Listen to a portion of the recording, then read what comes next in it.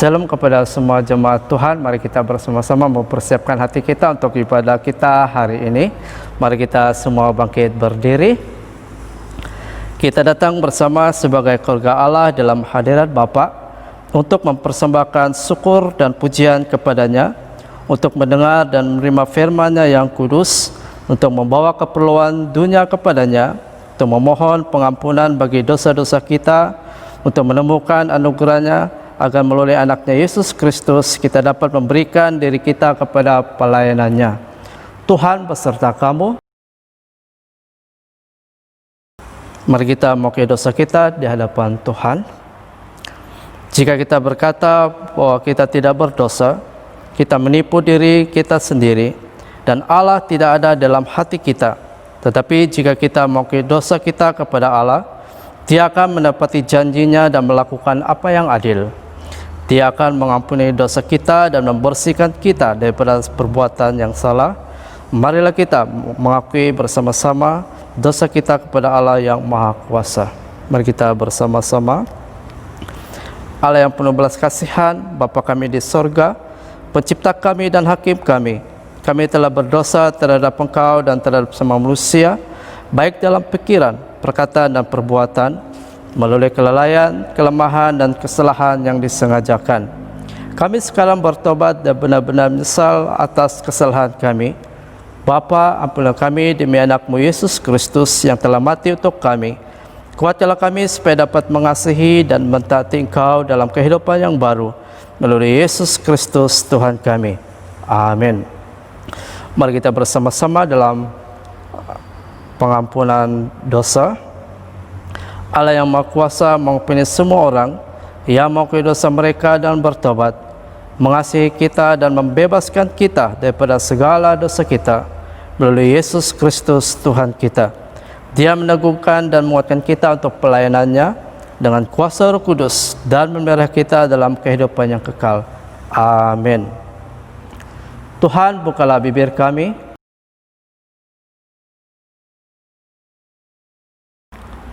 marilah kita menyembah Tuhan. Kemuliaan pada Bapa, Anak dan Roh Kudus, seperti pada mulanya, sekarang ini, sampai selama-lamanya. Amin. Sekarang ini mari kita bersama-sama bangkit berdiri. Kita mau memuji dan memuliakan Tuhan. Halo, mari kita memuji Tuhan.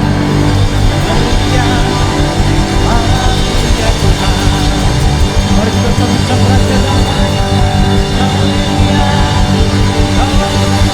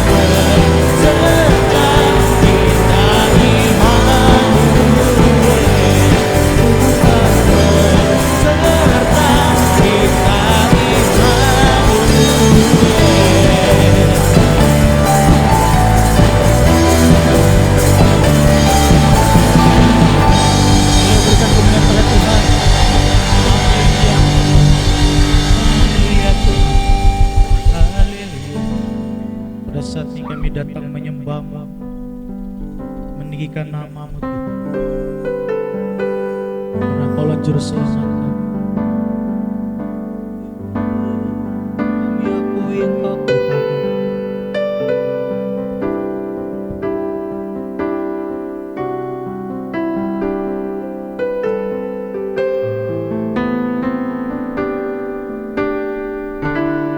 Firman jadi manusia,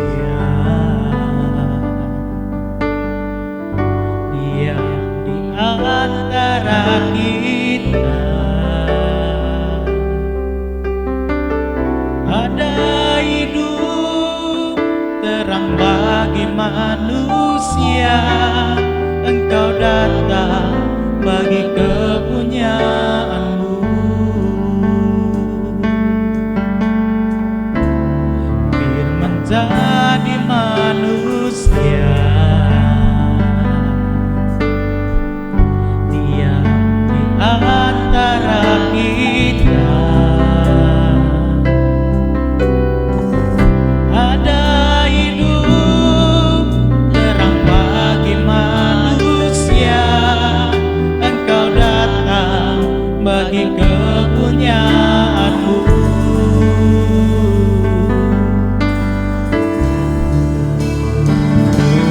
Yesus, Kaulah Juru Selamatku. Ku akui Engkau Tuhan bagiku. Kau terang bagi saat gelapku. Kau pintu bagi setiap jalan. Kaulah jalan Tuhan, Kaulah terang bagi kami.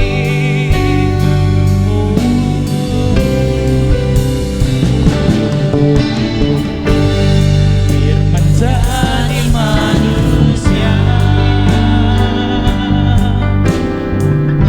Dia di antara kita. Ada hidup terang bagi manusia, Engkau datang bagi kepunyaan-Mu. Yesus, Kaulah Juru Selamat kami Tuhan. Yesus, Kaulah Juru Selamatku.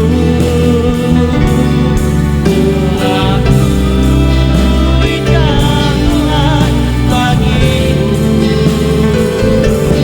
Kau terang bagi saat gelapku. Kau pintu bagi setiap jalan. Yesus, Kaulah Juru Selamatku. Ku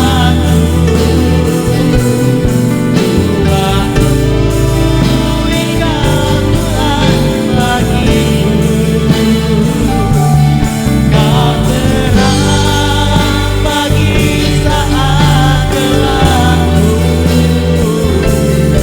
Kau pintu bagi setiap jalan. Kaulah Juru Selamatku.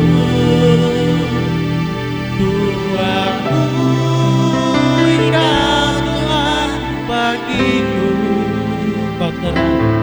Kau terang bagi saat gelapku. Kau pintu bagi setiap jalan. Yesus, Kaulah Juru Selamatku. Ku akui Engkau Tuhan bagiku. Kau terang bagi saat gelapku. Kau pintu bagi setiap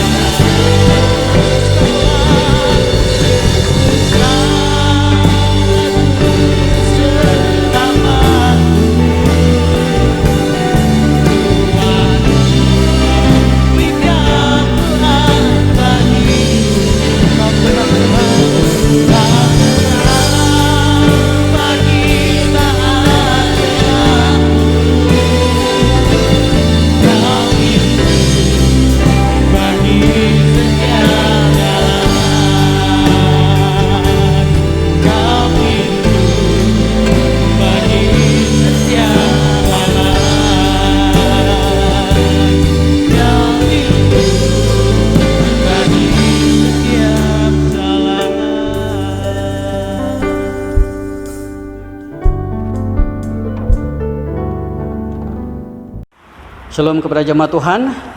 Jadi kita sudah di minggu yang terakhir untuk tahun ini, ya. Dan saya percaya message ini adalah message yang terakhir untuk tahun ini juga. Jadi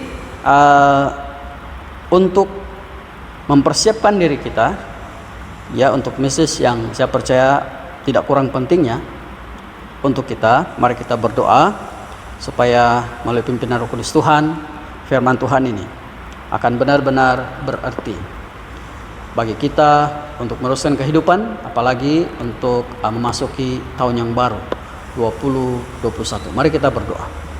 Bapa di surga, terima kasih Tuhan untuk kesempatan yang Tuhan berikan kepada kami, dan terima kasih Tuhan untuk firman Tuhan yang kami dengar sebentar lagi.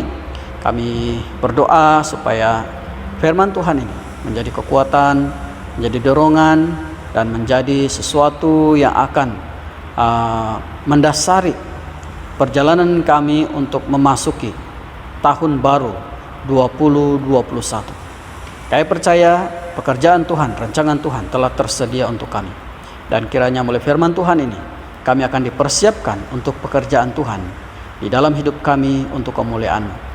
Di dalam Yesus Kristus kami berdoa. Amin.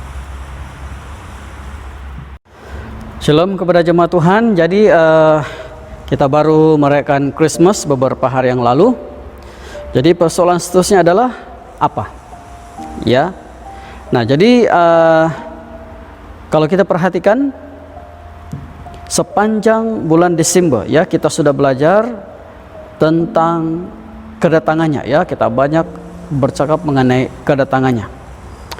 Jadi apakah tindakan dan respon kita seterusnya setelah berlalunya peristiwa kedatangan yang pertama, yaitu melalui kelahirannya, yang mana kita baru rayakan beberapa hari yang lalu, ya. Jadi sekali lagi kita akan kembali kepada para gembala, ya. Seperti mana respon para gembala sebaik saja mendengar berita itu. Saya berharap itulah yang akan kita belajar bersama-sama, ya. Jadi apakah respon tersebut dengan tema kedatangannya harus diberitakan, dan berdasarkan kepada Lukas pasal 2, 15-21, kita akan coba belajar bersama-sama apakah seterusnya tindakan dan respon kita selepas ini, ya. Nah, yang pertama kita melihat respon daripada para gembala ini adalah sebaik saja mereka mendengar dalam perkataan-perkataan para malaikat itu, mereka telah bergegas, ya, ke Bethlehem.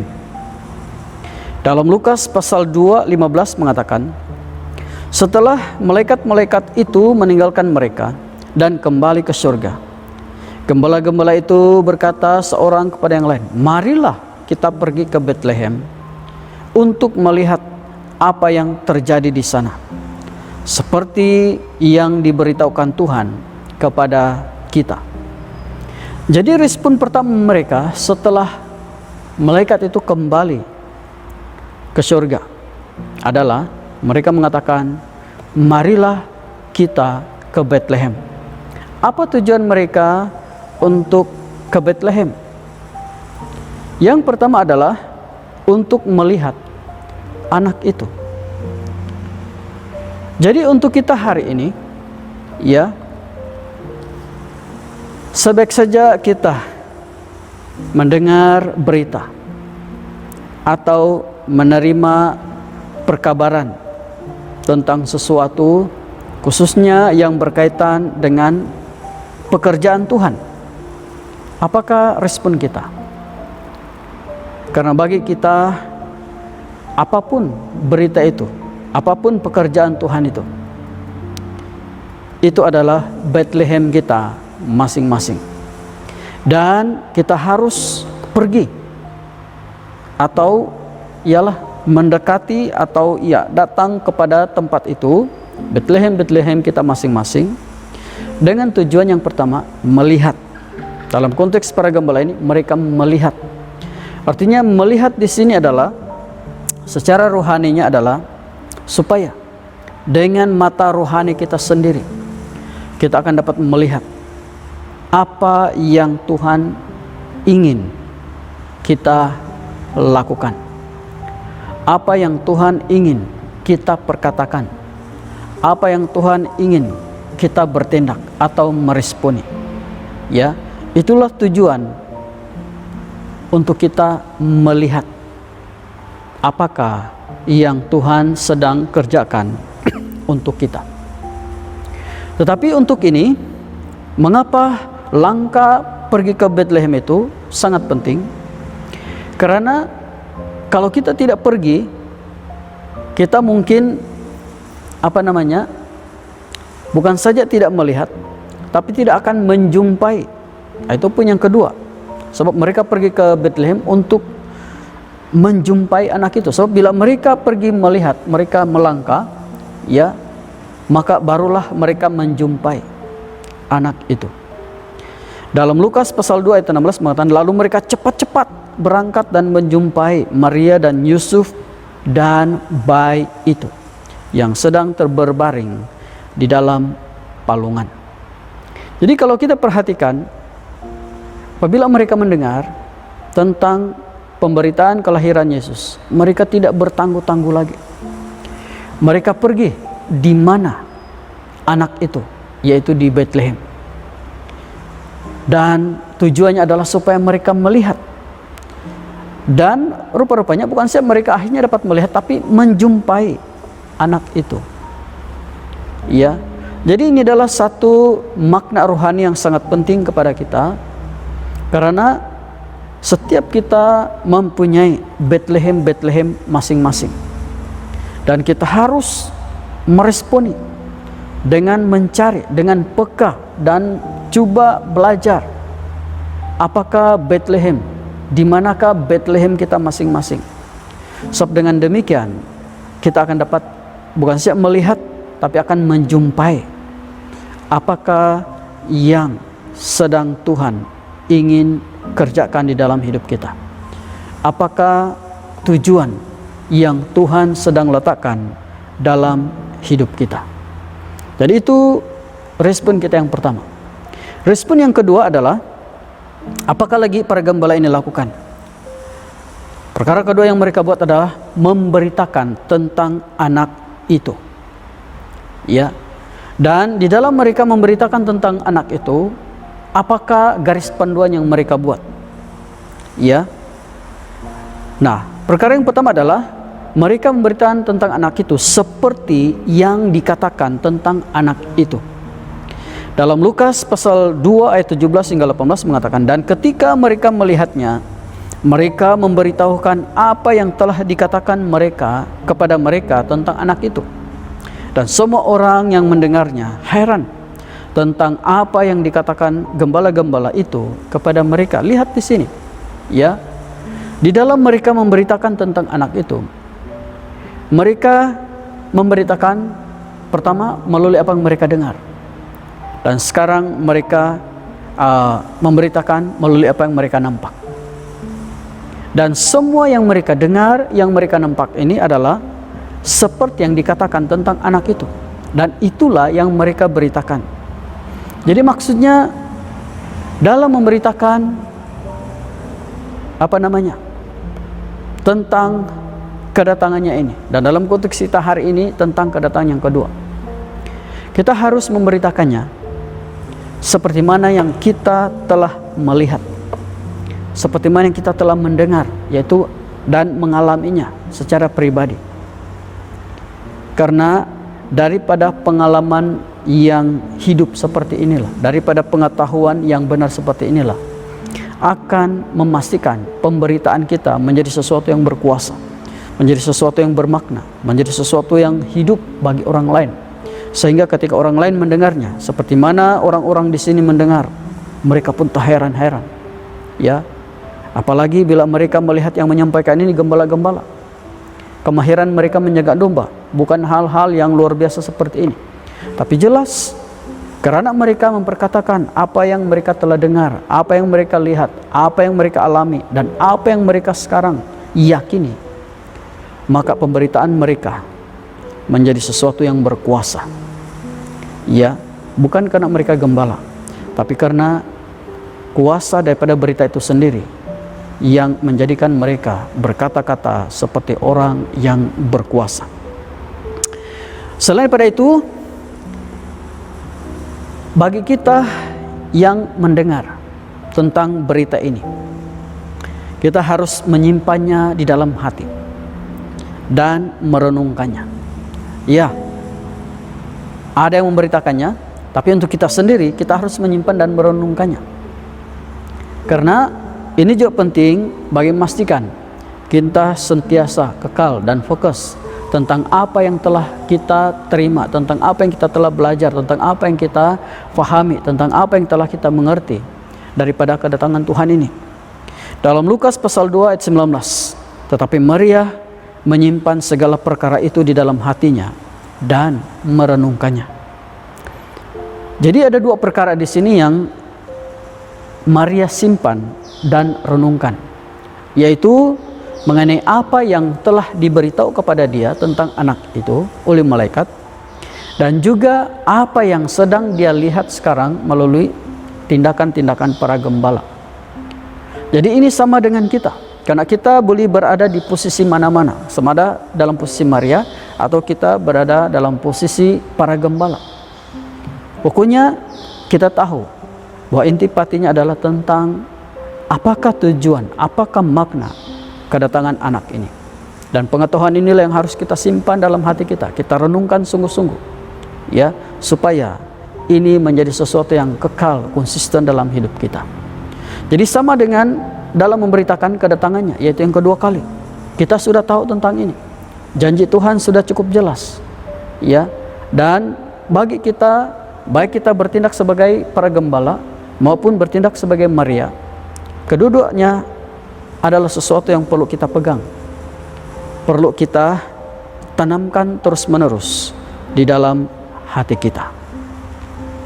Dan selepas itu, tindakan kita yang ketiga adalah kembalilah. Apa yang dimaksudkan dengan kembalilah? Ya, yang pertama adalah kembali setelah mendengar, setelah mengetahui, setelah melihat semua apa yang diperkataan ini benar dan hidup dan nyata. Maka apa yang terjadi adalah para gembala ini kembali memuji dan memuliakan Allah. Itu yang pertama. Dalam Lukas pasal 2:20, maka kembalilah gembala-gembala itu sambil memuji dan memuliakan Allah karena segala sesuatu yang mereka dengar dan mereka lihat, semuanya sesuai dengan apa yang telah dikatakan kepada mereka. Jadi kita melihat di sini para gembala ini memang mereka kembali ke tempat di mana mereka datang, yaitu sebagai para gembala. Sama ada mereka kembali ke rumah kah atau mereka kembali ke padang, tidak dinyatakan, ya. Tetapi mereka kembali, ya. Tapi kali ini mereka kembali dalam sebagai pribadi yang berbeza. Bukan lagi kembali sebagai gembala-gembala yang biasa-biasa, tetapi sekarang kembali dengan penuh pujian dan kemuliaan kepada Allah. Jadi kita pun sama, ya. Selepas Christmas berakhir, kita akan kembali seperti situasi semula. Dan setengah orang bagi kita akan menunggu 1 tahun lagi daripada sekarang. Tetapi adakah respon kita hanya setakat itu? Tunggu lagi 1 tahun, tunggu lagi 1 tahun, tunggu lagi 1 tahun. Ya, tidak. Kita harus setelah merayakan ini, kita harus kembali memuji dengan pujian, dengan penyembahan, hormat, kemuliaan kepada Tuhan, dan memulahkan tahun, walaupun kita kembali kepada kehidupan dan suasana yang asal. Tapi sekarang kita menjadi seorang yang berbeza, karena kita tahu kita ada satu tugas, yaitu dalam memberitakan kedatangan yang kedua. Dan ini harus kita lakukan sebagai satu pujian, sebagai satu hormat, karena kita telah menyaksikan kedatangan yang pertama, dan sekarang kita berpeluang untuk memberitakannya, ya, kedatangannya yang kedua kali. Ini satu penghormatan dan menjadi sebab mengapa kita harus menjadi seorang yang berbeza dan menjadi seorang yang bersuka cita, karena peluang yang Tuhan berikan kepada kita. Dan seterusnya adalah dikatakan di sini sesuai dengan apa yang dikatakan. Dalam Lukas pasal 2 ayat 20 mengatakan, maka kembalilah gembala-gembala itu sambil memuji dan muliakan Allah, karena segala sesuatu yang mereka dengar dan melihat semuanya sesuai dengan apa yang telah dikatakan kepada mereka. Jadi kita melihat di sini bagaimana benar, penting sekali untuk kita memberitakan, karena kita percaya, ya, mengapa kita bersuka cita? Karena tidak ada sesuatu yang tidak betul, tidak ada sesuatu yang tidak benar, tidak ada sesuatu yang tidak tepat mengenai nubuat kedatangan yang pertama. Dan sekarang kita juga percaya perkara yang sama akan terjadi dengan kedatangan yang kedua. Ya, pasti seperti mana dikatakan oleh Tuhan, itulah yang pasti akan berlaku. Walaupun kita tidak tahu bila, tetapi kedatangan yang kedua kali itu ada sesuatu yang pasti. Ya, sebab itu adalah sesuai dengan apa yang diperkatakan kepada kita. Jadi dorongan saya kepada kita semua, ya, kita bersyukur untuk pimpinan Tuhan dalam sepanjang 1 tahun ini. Dan kita bersyukur dengan izin Tuhan, kita akan masuk ke tahun yang baru dan mungkin melalui tahun-tahun yang berikutnya. Tapi lebih penting daripada itu, ingat, kita ada satu tujuan utama, yaitu memberitakan kedatangannya. Karena ini adalah tujuan utama kita, menjadi dan terpilih sebagai orang yang diselamatkan. Semoga Tuhan berkati. Mari kita tunduk kepala, kita berdoa. Bapa di surga, terima kasih Tuhan untuk firman-Mu, dan kami terus berdoa supaya firman Tuhan ini akan terus menjadi kekuatan baru di dalam hidup kami, dan menjadi dorongan kami untuk menjalani kehidupan kami di tahun-tahun yang akan mendatang, supaya kami tetap dan sentiasa ingat mengapa Engkau memilih kami, menerima keselamatan-Mu, menjadi orang yang percaya kepadamu. Terima kasih Tuhan, di dalam Yesus Kristus kami berdoa. Amin.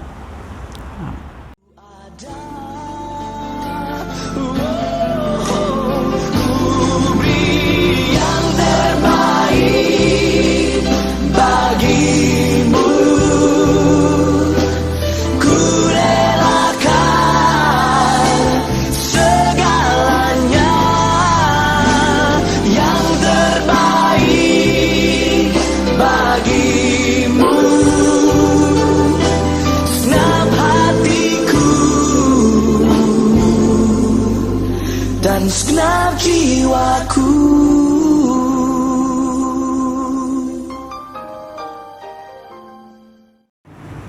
Oke, jemaat Tuhan, sekali lagi mari kita bersama-sama dalam doa Tuhan. Mari kita bersama-sama.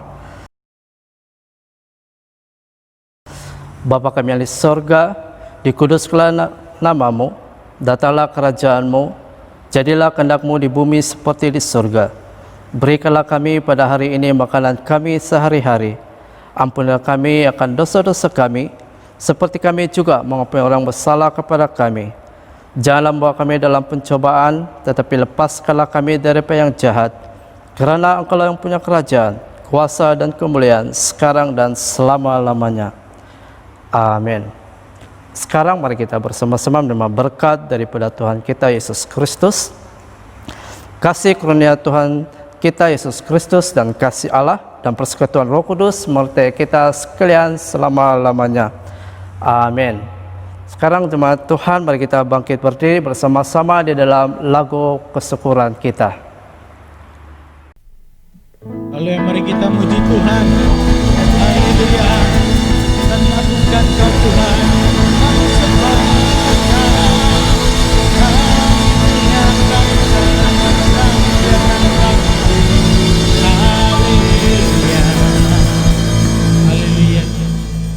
Mari kita muji Tuhan.